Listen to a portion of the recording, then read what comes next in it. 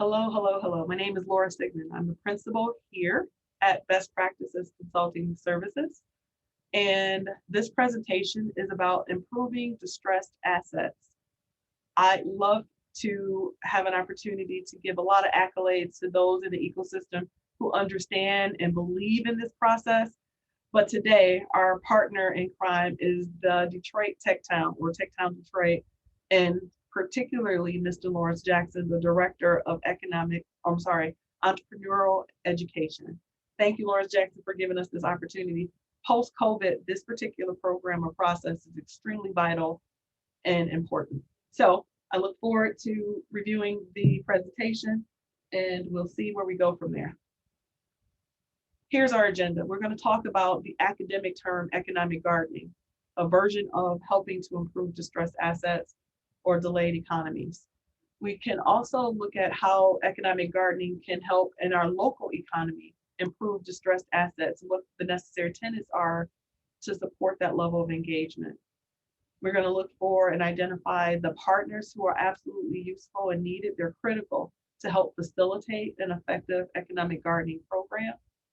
I'll take a little time, maybe a lot of time, exploring individual case studies as a past practice to see if we can glean and learn from how to implement today strategies that work in multiple markets. And then we'll talk about maybe how to implement a distressed asset program from a property owner's point of view.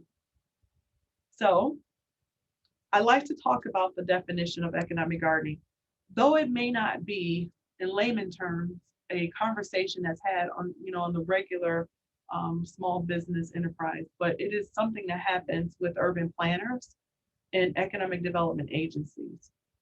There was a very needed method of re-engagement without trying to go out and solicit large employers to go into other markets. That is where economic gardening came from. And as it says here on the screen, it started in 1987 in Littleton, Colorado. So economic gardening is an economic development model that embraces the fundamental idea that entrepreneurs really should drive and can drive economies. So the model seeks to create jobs by supporting existing companies in an actual community. So they're not looking for a Ford or a GM or a Chrysler or IBM. They're looking for smaller privately held firms with between 10 and 99 employees, somewhere between a million and about 500 million in revenue. They're looking for organizations that, every time they hire a person or three, they believe it stimulates and increases the improvement of the overall tax base and therefore the economy from a municipality standpoint. The concept, again, was pioneered in 1987 in Littleton, Colorado, when the state was in what we consider a recession. We look at recessions typically on a national level, but every local market has to assess where they are, where their economic status is. And Littleton, Colorado in 87 was in a bad position. They thought they wanted to go after large organizations again, but they recognized they have a lot of resources. They really wanted to do something a little bit different. So MIT's David Birch suggested that they look at a new way of embracing or reinvesting in their local economy. So the economic gardening connects entrepreneurs to resources, helping to encourage the development of essential infrastructure by providing entrepreneurs with needed information. It's exactly what it sounds like. It's like having your own individual business advisor or a team of business advisors with different skill sets and talents, be it marketing, be it finance, be it operation or manufacturing improvements. They assess your particular space, look at whether or not there are gaps in your enterprise and your opportunity, looking for growth mediums that would help grow or sustain, catapult that local economy. So customarily, they were doing this for large firms, but they decided to look at second stage entrepreneurs, again, between the employee base of 10 to 99 employees. And the starting point for revenue was about $1 million.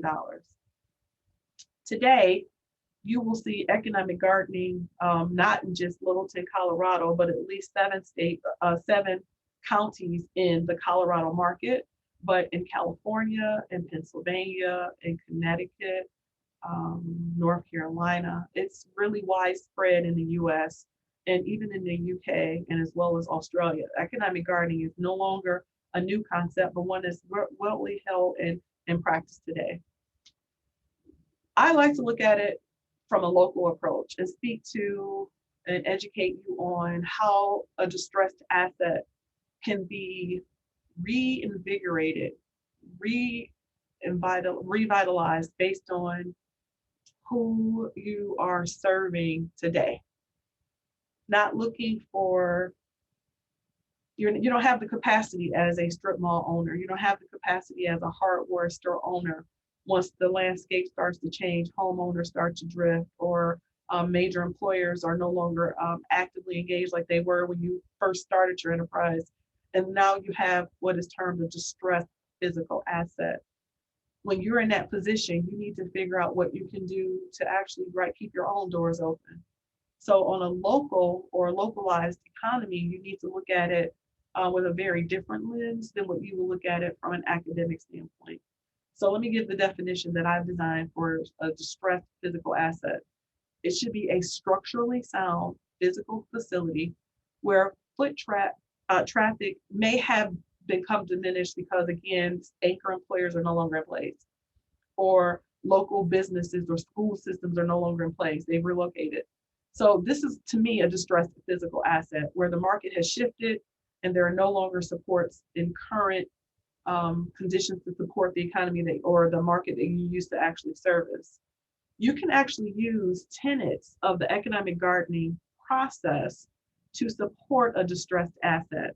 As I indicated earlier, a distressed asset can and does speak a lot to having a team of consultants who can come in and assess a second stage business, but the same toolkit can be applied to a distressed asset. If I'm the property owner and maybe there was a major manufacturer who employed maybe 30 to 50 or even 100 employees, they will probably patronize a local storefront or a local retail stop, be it clothing or food or car repair, childcare, whatever it is. But once those anchors are gone or displaced, you need something or some means to actually revitalize it.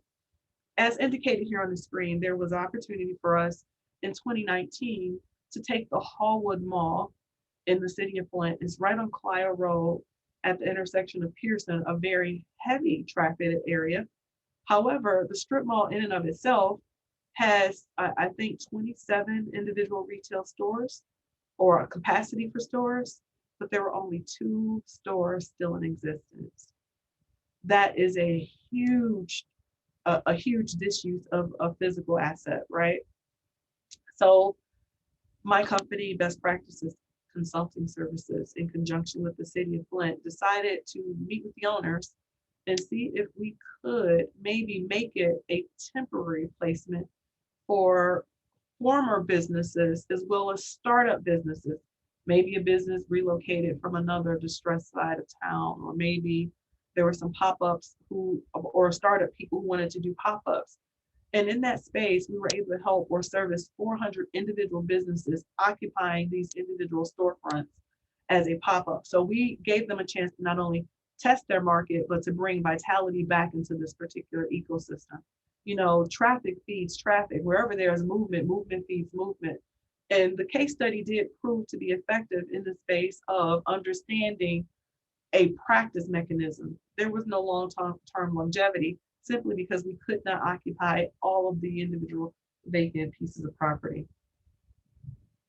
When you're thinking through or trying to design your own economic gardening implement to improve a distressed asset, you need to figure out who all the stakeholders are.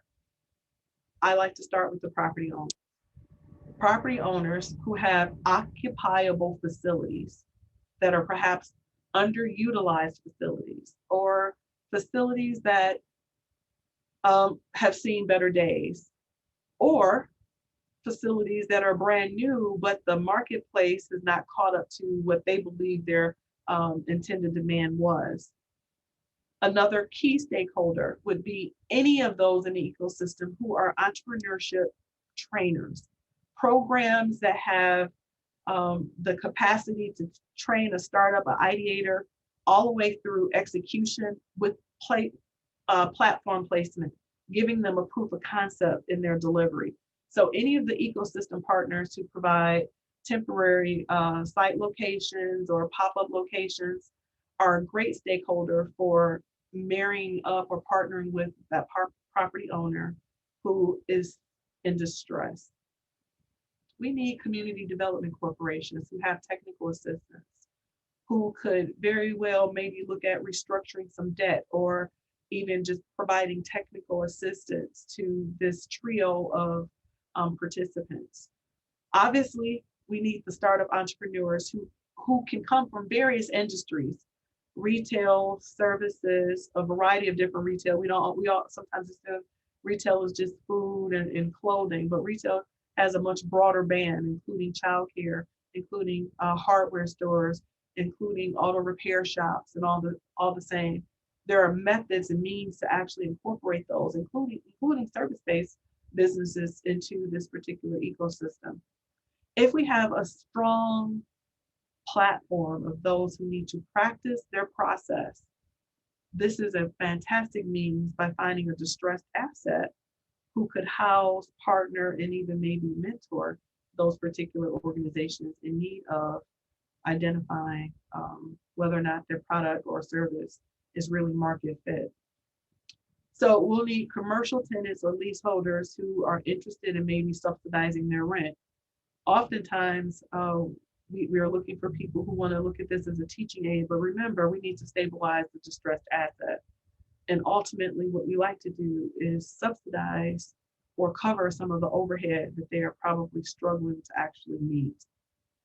Property owners could really use the relief from, running lengthy operations, meaning you may not actually be a distressed asset, but you might be a founder who has started this particular business that operates out of a brick and mortar, and you would love to maybe reduce your hours because you're planning retirement, or maybe you are the business owner who's ready to start the new phase of your business, and you want to sort of get out of the thing that's got you pinned down, and you wouldn't mind offering the use of your facility as long as all of your overhead is covered. We're not trying to put you out to pasture. We're simply saying maybe you have some brighter initiatives or things that you like to put into place.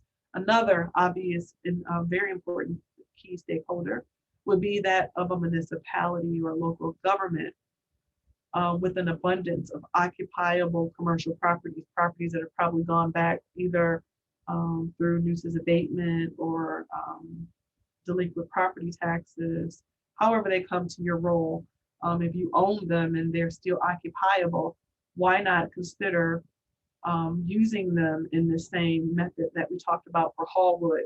Hallwood, as a point of clarity, was a privately owned strip mall, but in relation with the actual city government, they were able to occupy it. But how many properties are on your individual city roll? Maybe the city owns, some individual properties that came back for whatever reason, and you're looking to maybe reintroduce the use of those properties into the ecosystem. This is a great way of doing that as a proof positive of test by a market test viability and use.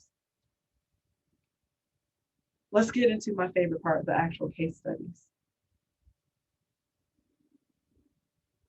There was some time ago, I want to say this was maybe 2017 or 2018. There was an organization, a group of sisters interested in launching their women's apparel store. They also sold accessories. The name of the boutique was the Red Bag Boutique, a trio of sisters. In my observation, the store operated with very energetic, very interested entrepreneurs who were also gainfully employed in the private market.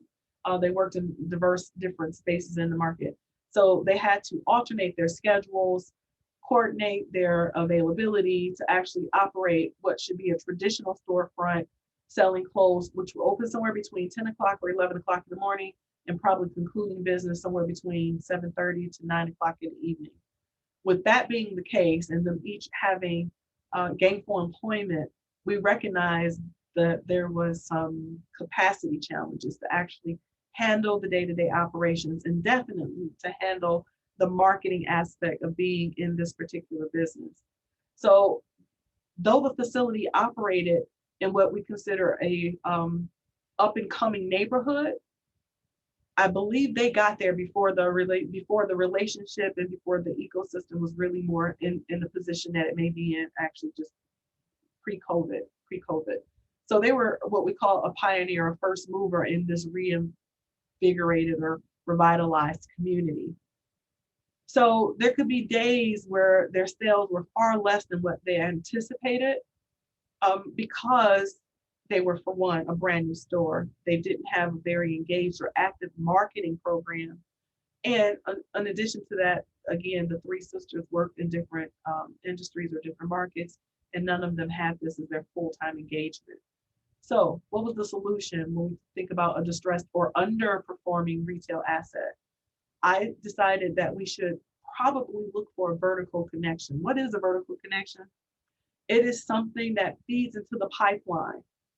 If I'm offering retail apparel, women's apparel, and I'm also offering handbags and jewelry, what goes with that? What would complement that? What would complement that and make it a useful delivery for both parties, the store owner as well as the person providing maybe this subsidized or diversified service? One of the first things we identified was a makeup artist, people who made custom jewelry or anything like that, even hand soaps, handmade, aesthetically pleasing, fragrant or aromatic candles. We found that there was an opportunity on our lowest performing revenue day, which typically turned out to be a Monday, by looking at their particular store and identifying those in the ecosystem who considered themselves to be the top of their game without a physical presence, meaning a physical brick and mortar, but the top of their game. They're custom designers always going to the Eastern market or looking for some way to actually push their sales through Facebook, Instagram, or any of these other social media platforms. What we learned is that if we gave them a physical destination with a physical address where people could come and engage them, see their wares, touch their wares, we could indeed then draw traffic into the Red Bag Boutique, right? Because their offerings were complementary to what Red Bag Boutique was actually selling. So on days with low traffic or foot traffic, even car patterns, we mapped it and saw that the average car, before they actually make that whole change on Jefferson, was moving at the clip of about 47 to 52 miles per hour. And if they don't know that you're there, you're not totally a destination. So we needed to incorporate a variety of different things that would support this method of integration. Two things: identify the startup organization. And maybe they're not truly a startup. Maybe they've been at it for 2 or 3 years. They just don't have physical brick and mortar, but they have, very important, a following, a purchasing following, not just followers, but people who would purchase their products or services. So we decided to run very quaint, systematic marketing campaigns to identify those participants and then to interview them and house them on the lower revenue performing days. We never did that, or never would do that, on a Friday, Saturday, Sunday, because your methods and means should already push them into your higher revenue days, right? You want to use your days where revenues are probably less than expected or not quite what you intended. So we grabbed a few select participants, and they were required, in order to utilize the facility and to meet the bar, the expectation of a sublet, they had to provide really stimulating joint marketing. So if they were going to do a flyer, I would like to see one side of the flyer, perhaps everything about the makeup artist or the jewelry designer or the handcrafted, aesthetically pleasing, aromatic candles or soap or lotions or shea butter or whatever. And then on the very upper side, I want to know everything about Red Bag Boutique, their hours of operation, who the owners are. If you use this QR code, you can get a $5 off any day of the week. Oh, and by the way, we're hosting the organization on the other side of that actual marketing. So having the opportunity to use that method of engagement vertically helps to support. That way you're not in competition. They come in, they shop for some jewelry, they come in, they want to be made up. They also might want a new fly outfit for this occasion.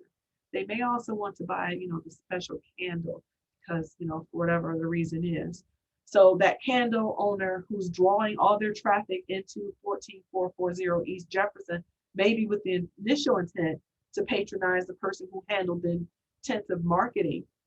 Now Red Bag Boutique should also see an increase in the teal. Their revenue should also have an opportunity to be spiked. And that was truly the outcome. Increase foot traffic, increase marketing opportunities, and ultimately an increase in sales. I'm going to move on to my next case study, which was in the very same market. Actually, we were looking at 14440 East Jefferson just a second ago. Now we're looking at the Riverfront Building Supply. And Mr. Al is a fantastic person in this particular market, but also located on East Jefferson. The Riverfront Building Supply is an independent hardware store owned and operated by a family-owned business. Well-known Detroiter who's been doing HVAC and general contracting work from the market. He is what you consider a dual-use entrepreneur. He's not just a hardware store operator, he's also the technician. You could buy products from him and he'd install them. And that was his intention all along. A great revenue stream, tons of sustainability. He does great business. What I observed in this particular situation was that he really needed to figure out a way to grow his footprint because there was some change. There was some egress in the number of homeowners who were in that marketplace. It shifted, it changed, and it was really interesting because the store would do good business based on the people who knew him. That would be other general contractors who would go to Al's store and get what they needed. Though they had options, right? They had Menards, they had Lowe's, they had Home Depot, and having a physical location on the Lower East Side, if some of your clientele is elsewhere, it might be a hike or a little bit of a minute to actually move into the position or place to actually support Riverfront Building Supply. But you become familiar with all of these apps like the Angie's List, Home Advisors, Handyman Plus. All these places and spaces are very different than the traditional people who, let's say, have a presence or a working portfolio of clients. Maybe we needed to rethink how we used Riverfront Building Supply to help those who were on the sector of home improvement practitioners. And that's exactly what we did. We decided Riverfront Building Supply should be the destination, not looking at them from their retail position, but looking at them for their horizontal opportunities, meaning I could take a home improvement participant or practitioner who's known as the handyman, but he doesn't have trade credit. He doesn't have the capacity to go and open up a line at Lowe's or a Home Depot or Menards to get the commercial grade or commercial pricing, where you and I as laymen would have to go in and pay the retail price at the store. They have something that allows them a different pricing schedule because they're buying as wholesalers or on the commercial side of things. Well, doesn't Al have the same capacity? He's connected to all the suppliers. He's directly in the channel. He has the same access, probably has the same buying privilege for the most part. Of course, his index is not as large. He won't house as much inventory as a Home Depot, but he does have the direct access. And what we could do is then draw maybe his cost down a bit by allowing those who are in the ecosystem to use him, and he buy for those handyman. That's one method of economic gardening, or bringing more access to an asset that may be underutilized when your local economy is not patronizing you on a regular basis. There are ways to subsidize or to bring that traffic back. The second thing that's a very important part is to provide an opportunity for those practitioners, the handyman, the floor installers, the people who are doing siding, the people who are doing cabinetry, to do DIY style workshops. DIY style workshops. What Mr. Al had was an entirely different facility that he could make a showplace for DIY style workshops. So if you're the person who want to teach people how to do tongue and groove flooring, right? You want to use this laminate, and you're going to teach them how to do it, and they need to have a miter saw, and you're teaching them how to use the T-square and do the measurements. You're the practitioner, you're the specialist, you're the one who has all of this insight, this knowledge of how to do the installation. And maybe people want to see you in your craft, right? So you can host a workshop, you can film it, you can do whatever, you can sell tickets around it. And if you're doing that, like what used to happen way back when Home Depot or even Home Handy actually came into our ecosystem when they were doing those local workshops, why not bring it back? Why not do that in the local economy? You can, right? You can do that. And then what happens is, where would they buy all of their materials when they aren't practicing and putting this process in place? Do they need to go to Home Depot and do it? No, right? They would go to Riverfront Building Supply. Riverfront Building Supply would be the destination where you could procure all of these things, maybe even everything you need for all of the individual workshops. And what happens is, a traveling handyman who doesn't have his own brick and mortar sort of always can have like some street signage that would indicate flooring detail workshops at the Riverfront Building Supply on Thursdays from da da da to da da da da da. Um, uh, Siding, what should happen, best case scenario, how to reduce the cost, how to do installation before you have your siding, how to make sure your egress is in place on the windows and stuff before you actually cultivate or prime the land. Tons and tons and tons of resources based on their own intel, and they could make the hardware store their destination for really pulling in their own traffic, right? You're going to buy the product from Al's store, but maybe the installation will happen now from this cultivated partnership of what we call ecosystem participants, the practitioners who are handymen at best, and maybe they're not general contractors, and maybe they don't have this commercial presence or trade credit.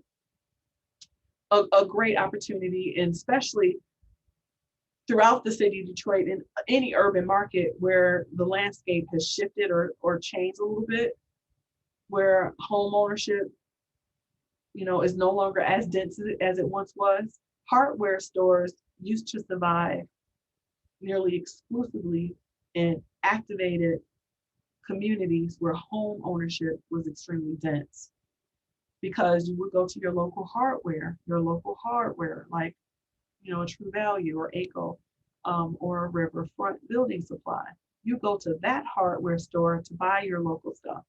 But we're learning that as home ownership, or the density of home ownership, is displaced, and you have more rental tenants, well, they don't have any obligation to do the maintenance or the repairs, which means the property owner is probably managed by a property management company, which means the property management company probably has trade credit for their technicians or maintenance teams at Lowe's, Home Depot, Menards, not pulling from local talent or local resources, but using their buying power on a different platform by using Riverfront Building Supply as a destination for not only those who are general contract or not general contractors, practitioners, the people who need to also display in place. He now builds his own reputation and builds his own sales opportunity, increasing his foot traffic, and probably even reducing his procurement rate, what he'd have to pay at cost. Excuse me. All right, so another one on the northeast side of Detroit, Motown Fitness, 14659, a fantastic program. The owner is a former boxer who had a lot of love for the youth. He wanted people to understand, his skill set, his trade. He was a boxer, a heavyweight, belted heavyweight boxer, and was extremely interested in bringing his talents and skill set back to Detroit. In my observation, if you were to stand at this location very close to 7 Mile and Gratiot, oh my God, the very heavy traffic. The retail activation rate is about 90%. Not a lot of dormant, boarded up, or inactivated properties. All of them are pretty much in use, nearly all of them. But you have to think about the orientation of the client who's interested in going to the gym. Motown Fitness is a fully functional gym that operated with a youth after school training program. But during the course of the day, crickets, nearly no one utilizing, maybe a person or two. Well, that's really not a sustainable business practice, right? The boxing gym or the fitness gym needed to be able to plug in to those particular people who would need or use that service. So the first thing that needed to happen was to identify, well, who are the people who are fitness minded and where are they going? Are they, not leaving home? Are they going to Planet Fitness? Are they going to a powerhouse? Trying to convert a population of what we consider your market into a new location means that you have to either offer me a higher level of convenience. Safety is certainly a consideration. People are looking for the capacity to park without, challenge or car theft. They want to be sure that the hours of operation sort of fit their schedules, right? That's a lot of stuff to try to migrate an existing population of people who are fitness minded, or you've got to go and grab those couch potatoes and try to convert them from the local neighborhood to make Motown Fitness the actual destination. That's a lot of work. It's not that it can't be done. I'm not saying or suggesting that that level of engagement can't be done. What I am indicating, however, is that it's a lift. That's a major lift. So it would not be problematic or a bad thing if we were to consider doing this.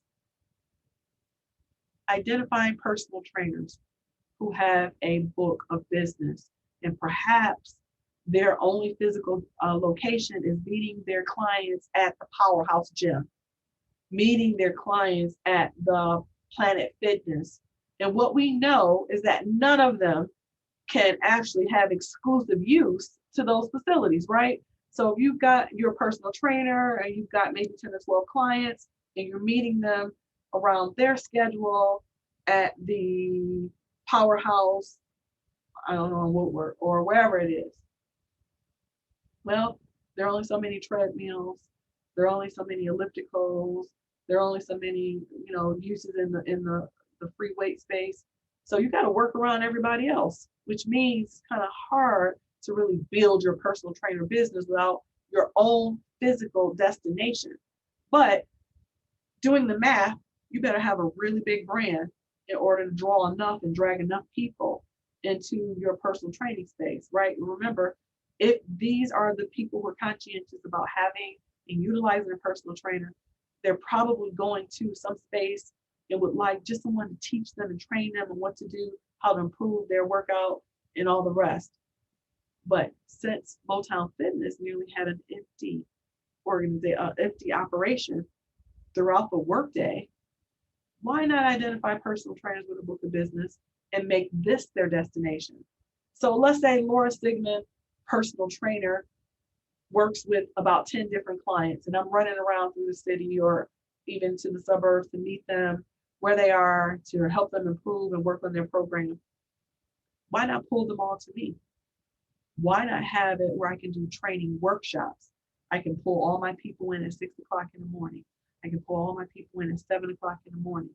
I can pull all my people in at 6 o'clock in the evening. I can pull my people in, and I'm doing my concentrated, dedicated equipment use workout, right? I might be able to do 6 to 7 people all at one time as a personal trainer. Now, what I've just created was more foot traffic into this location, which may or may not convert to them needing to come back and have a membership in the gym, but it will displace the lack of use in the facility. And what happens is you create an exclusive contract, right? You create that exclusive contract with the personal trainer. So maybe you contract out the hours 6 to 8 to one particular personal trainer. And then from, sanitize, clean up from 9 until 11:30 with another dedicated, personal trainer. And they know they're able to broadcast on their websites, they're able to put on their social media, destination, place, all the time. This is where you're going to find me. This is where my book of business is. This is how I can, work with you. And you can really build their practice. And then maybe you don't really immediately convert your foot traffic into membership clients, but you can nearly immediately find personal trainers who like exclusive use, no sharing of any of the equipment during their allocated hours of use. It's like they own that gym. They can make it their entire program.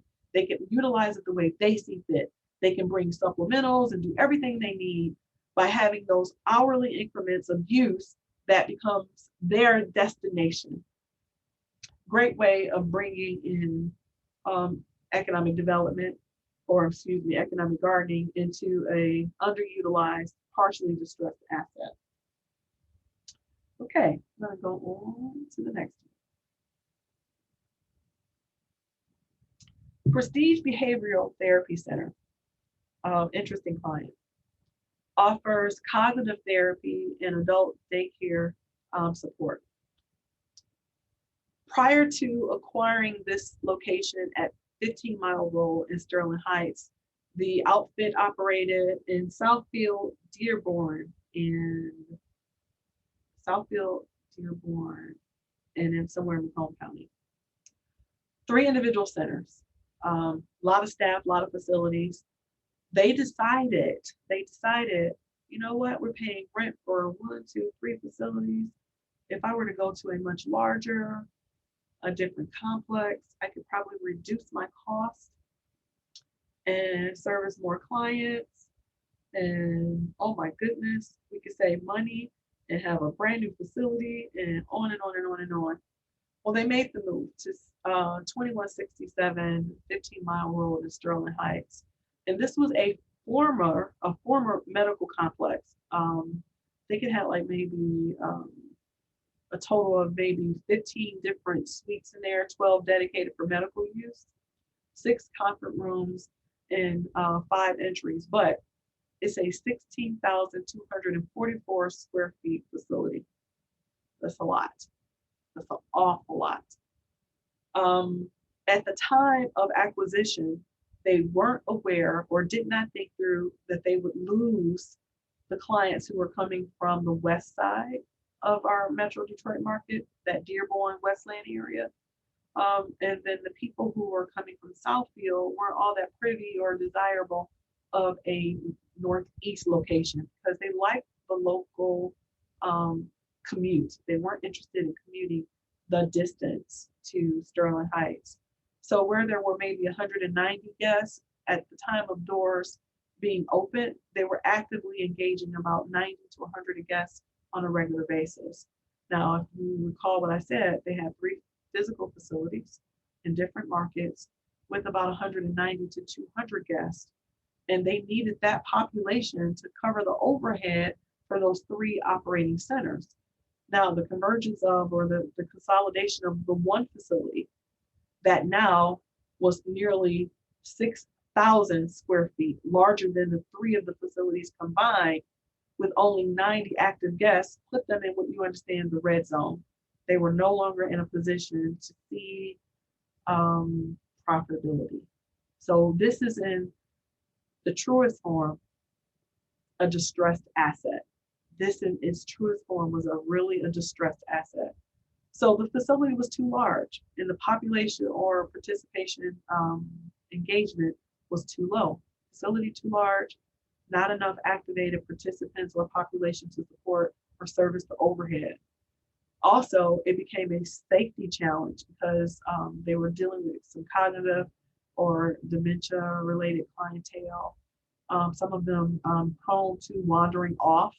And in this new facility with 5 entries or exits, that's a lot to manage. That's an awful lot to manage with all the other programming and things that may be going on. You nearly need to hire additional staff just to make sure that you could keep your people concentrated, right? And have your staff alert to what's going on. So anyway, um, there were a plethora of wraparound services that could be offered as billable services to this particular clientele, and we started to investigate that. We looked for podiatrists, physical therapy, massage therapists, mobile dental care, and any other service that had the capacity to bill our clients' insurance companies. What we were able to sell is, hey, we're going to give you a physical suite, charge you about $3,000 rent for a built-in population, and you get to bring in your other population. Nope, we're not asking you to close your facility, but maybe expand your practice. So, as you can imagine, if you could bring in a mobile dental care client, a podiatrist who'd be willing to offer or have secondary location here in Sterling Heights, probably you're pulling someone who's Grosse Pointe or someone who's Canton, who's looking to service a new market northeast, then it makes sense for them to be interested and know that they can come and do all of the billable services right on site and all the rest. That was a great entry in being able to do a push-pull strategy, right? We can promote to you that we have an existing 90 clients, but we would love for you to be able, as you service people or those who are in your ecosystem, your clients who are looking for ADC placement or who need cognitive therapy support, make sure you refer them to Prestige Behavioral Therapy Center, where they can come and get these other services and become part of our clientele. And then ultimately, any of our clientele who is being dropped off or we're picking up because they did offer a transportation service, we would then also coordinate podiatry care or physical therapy care or any of the other care that these other tenants would then offer. So it's a win-win because you're eating off of existing foot traffic, but you're also driving new clientele into this ecosystem. The model was working swimmingly well until COVID. COVID changed everything, right?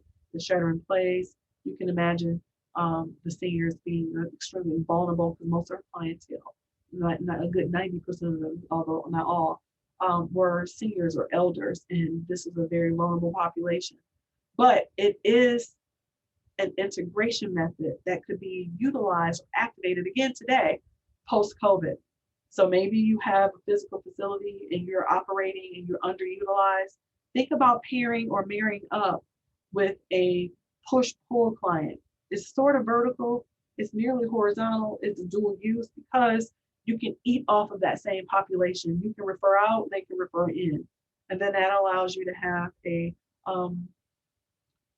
more robust and probably a quicker method to get back to full utilization. One of my very favorite, absolute favorite economic gardening programs was the one we utilized in the city of Flint at the Fresh Fish Cafe.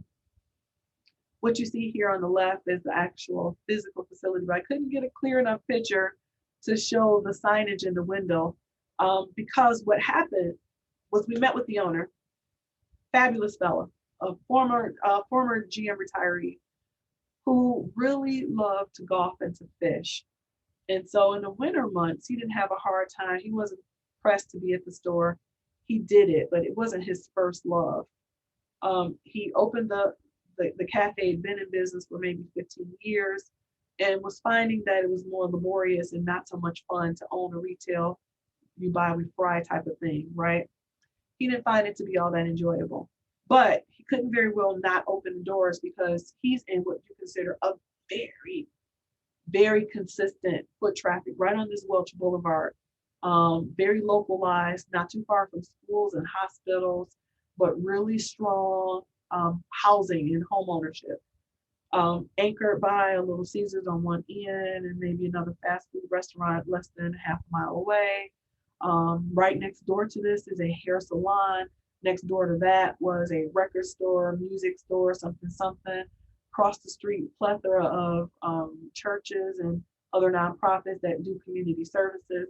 So they were on a regular basis an actual preferred destination for fare, food fare, fried food fare, primarily fish. Um, the owner got to the point where, he was like, I want to reduce my hours. I want, I can't find anybody that I can hire who can run this, and I feel comfortable with them managing my affairs and not robbing me blind. My solution was to sublet. Sublet. Which day then, sir, would you like to operate? Give me the days of the week that you would prefer, and then I will find a food entrepreneur who is Save Serve qualified,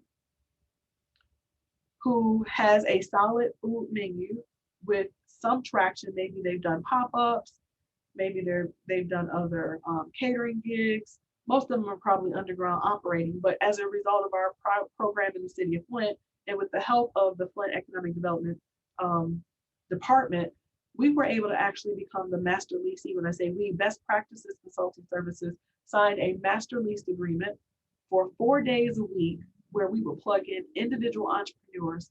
There was Cisco's Catering, there was the Pit Stop, there was Taste of Culture, and I can't recall, excuse me, I'm drawing a blank what the last one was, but 4 days a week, we owned, out of the 7 days, 4 days a week, my entrepreneurs owned a day that they operated a licensed commercial kitchen facility. They had the access to use the cash register in the system. They had the use of all of the equipment and shelving, as well as being able to use the storefront, all the glass windows to advertise their menus. They also incorporated joint menu options. Hey, the Fresh Fish Cafe is sponsoring Cisco's Catering on Wednesdays and Sundays. Come and enjoy da da da da da da. And on Monday and Thursday, please patronize the Fresh Fish Cafe for da da da da da. Here's their menu selection. We did that, and we did it for about 3 months. Unlike a traditional pop-up, this particular integration allowed our practicing food entrepreneurs to fine-tune their menu selections, their food portioning, getting their organization process in place. It was so important and key because we needed them to be able to understand not a pop-up where it's sporadic, group of people come at you, but running a store. If you know every Monday you have to open the store and you have to have all your stuff prepped, and you have to have everything ready, and you have to have your cash on hand so you can handle the sales. It was extremely useful for the startups. But what happened for the Fresh Fish Cafe owner, he wanted to make this a permanent fixture, right? The owner wanted to make this the new method of doing business. And there are quite a few people probably in our ecosystems, not only in Detroit, but in other markets, Pontiac and Flint, who would find this as a method of relief because they are sick of running 7-day-a-week operations without being able to have reliable staff or some person to relieve them. What does vacation look like? It's non-existent, right? If you don't have someone who you could rely on to carry the business forward. So because he was thinking about or leaning towards an exit, but not quite ready to do it, this carried on even beyond the life cycle of our training program. So we did this for about 3 months. For a few months later, he was able to then move them off of my master leasing agreement where we paid for the insurance and we took on all physical accountability and responsibility by making Fresh Fish Cafe the additionally insured so that he wouldn't have to worry about anybody walking out the door with anything that was of value to him, right? We put in place systems so each of the operators knew, here's my shelving, here's my refrigeration, this is what I have to do, blah, blah, blah, blah, blah, blah, blah. But the other thing that was extremely useful was their joint purchasing power. If all of you have fries on your menu, why not buy them in bulk? And then we all divvy it up and we split the ticket. It was a fantastic learning experience, an absolutely fantastic learning experience. We're going to move on to how you, as a facility owner, you yourself, without the support of, the city of Flint or the city of Detroit or even Techtown, how do you implement this for yourself? And you absolutely can. You can identify strong entrepreneur training programs, make your intentions known to them. I have a physical facility and, I have my certificate occupancy in place. I am insured. I don't have any liens or code violations that would cause me to not be able to partner with or pair up with some of your entrepreneurs. But I like to suggest that perhaps you help me screen some of your graduates for placement, much like what we just talked about for the Fresh Fish Cafe. You do need to create a strong engagement strategy, being able to screen and make sure you solicit the right population of people who would be useful in that paired model. And then you want to have a method of determining the fit and compliance, right? You want to be sure that they don't give you a bad brand or God forbid, worsen your situation because you paired with the wrong participant. But we'll talk about too how to bring in some other wraparound components that can probably help you. You're the person trying to keep your doors open. You don't want to become the business consultant and the strategist for making certain that all the other systems and things are in place. But to you, who may be the participant, the person who's beyond ideation, you've done a couple pop-ups, you've got a solid following, your sales are starting to become a little bit more consistent, but you don't have a location. If only I had a location, but I can't afford right now to have my own brick and mortar. I can't afford the overhead.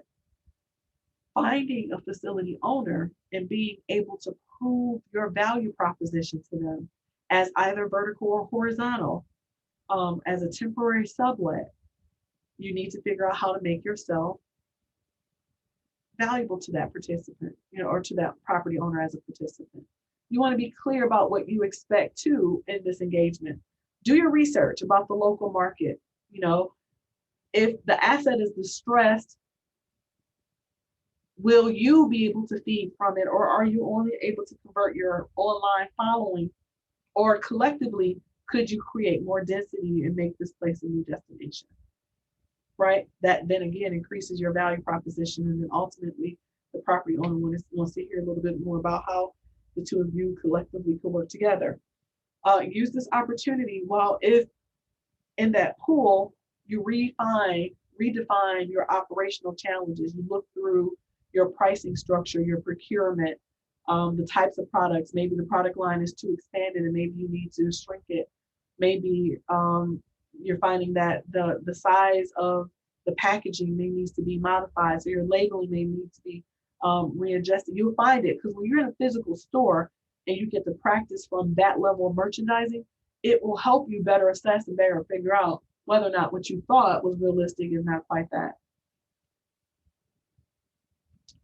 I have a few proposed methods of support through various agencies. I like to first start off with municipalities as a stakeholder or local governments. There should be some method of relaxed permitting to support startups and distressed participants.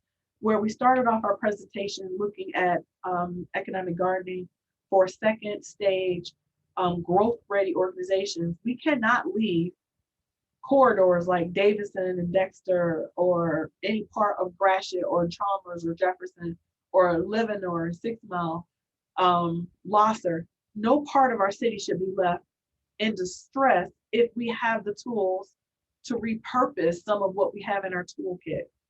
And one of the first things you can do is relax permitting, allowing these entrepreneurial training programs to partner with and pair up with these organizations. I think the Detroit Economic Growth Corporation having the actual different business liaisons by district is a great way to start that conversation. Lend your regulatory compliance team as advisors rather than enforcement. So BC could go out, do an assessment and tell them, if you did this, and this, and this, without trying to make it, a violation, a code in violation situation. We were able to do that successfully in the city of Flint, where we would get their engineering team, their um, their inspectors, to go to a spot, to a place in a distressed asset, and say, if you do this, this, and this, and this, and this, yes, you can sublet. Then we were able to stabilize by paying for the insurance for joint use, which means the owner still also has insurance. I mean, there are a plethora of ways to actually do this and make it more meaningful as an engagement. But we also need financial resources, and we need them to be allocated as an aside for technical assistance of distressed assets to help bridge startups, something similar to like a Motor City Match, but not a Motor City Match, where you have, I'm not looking for dilapidated properties because you have lazy landlords. I'm talking about properties that are still occupiable and maybe even just underutilized, where you say, we're going to help stabilize you like a Motor City Restore, which would just be facade improvements, but helping to sustain that the density necessary and pairing them and partnering them with other ecosystem participants who could then revitalize or rebuild and engage that population or that marketplace. Ecosystem stakeholders like colleges and universities. We did this in the city of Flint when I worked at Mott Community College. I grabbed all my capstone students who were either accounting students, marketing majors, or business management majors. And each of them had to adopt during the course of that 16-week course in capstone, an individual business, and you had to provide me your observation as a mapping point.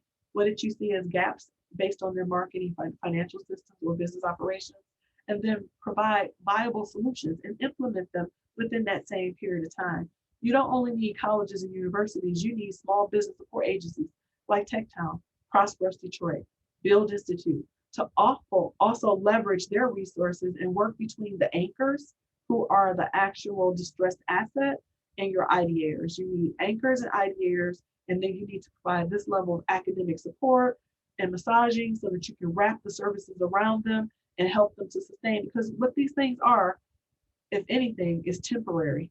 We're looking for a more sustained approach to revitalization and improving that distressed asset. Here are some tenets that you should consider for a strategic engagement that I believe would help you from the from the facility owner's perspective. Create a strong screening mechanism that works for you to determine a participant's fit for your facility. If you are a clothing store and some person who's doing makeup or custom jewelry, you know what I want to look at? I want to look at their Instagram following. I want to look at the feedback from people who've actually purchased their products. I want to look at their Facebook spots. I want to look at everything on social media and get a feel for what the people say about them versus what they say about themselves. I would use that as a screening mechanism. I would ask them, what were your sales today? How frequently do you sell your product? I need to see the product. I need to be sure that if there are no regulatory compliance challenges. You need to create a screening mechanism that works for you. One of the things that I'm adamant about is if you're going to be the person or the organization to sponsor or host a participant or ideator, require a strong marketing method that really helps highlight your asset as a destination. Make sure it exudes your goodwill, but it also helps you to monetize the connection. Plan and enforce a realistic timeline. Short windows could be a 30-day engagement cycle, a 90-day engagement cycle, so that you can test it, see if it really works. We want to know if it was an efficient method of our process, if it was a good use of our time, if we indeed found it to be a value add. But if it was more problematic, I didn't make any money, they weren't able to bring me or convert any sales in my spot, the rent or the sublet agreement that I created didn't even cover the overhead expenses that I had to incur to allow them. You need to be able to test that like real time. This, guys, is a method that I consider a short-term solution, but it should allow you to attempt to forecast future use and future expansion or pivot opportunities. And then what it can help do also is stimulate or reinvigorate those who thought you were, on your way out. if you are the distressed asset or the underutilized asset. Markets shift. And because markets shift, you have to constantly stay in front of those who are now current, who are, right now in the space that you're trying to operate in or have been operating in, so that you can still be considered. Nothing breaks my heart more than to see a hardware store that's an independently owned and operated, not franchise based, but independently operated and owned hardware store or anything like that, where you have to start that and put up a lot of capital to buy that on your own. And then it's like crickets. You got a store full of inventory and nothing is walking out the door. It is no way to convert those sales if you don't have density and home ownership making you a destination. But there is a way, right? By partnering with those handymen and making you the destination, not so much on the retailing side of things, but pushing more traffic and being able to convert their clientele to your clientele. So this has been my improving distressed assets presentation through a method called economic gardening. Again, my name is Laura Sigmund. I'm the principal here at Best Practices Consulting Services. I'm an organization development consultant by trade, by degree. We also have on our team Mr. Caleb Brown, who's a client and portfolio manager. He works in both our Detroit and Flint markets. Wonderfully new to the team is a great asset, Ms. Dolores Sturdivant. She's a small business consultant. And my go-to person is Victoria Angarage, who is our client intake and portfolio support. So Best Practices Consulting Services, 313-265-3062. And that does conclude my presentation. Thank you so much for allowing me to present.